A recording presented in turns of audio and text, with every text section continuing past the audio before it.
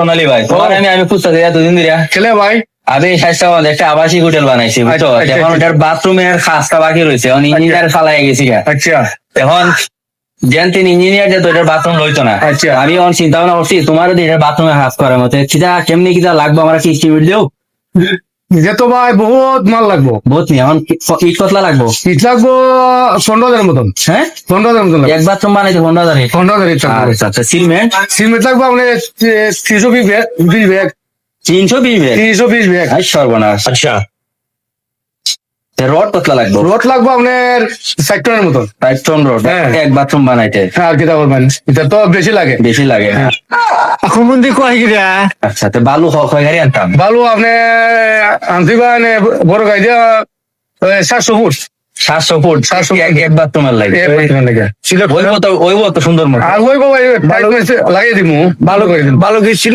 না ভালো নাকি গাছ পাতলা টাইস লাগবো আপনি লাগবো 1 টাকায় দাম 2 ভাই, একটা আড়াই জানা 1 লাগবে টাকা बस हवा निकल गई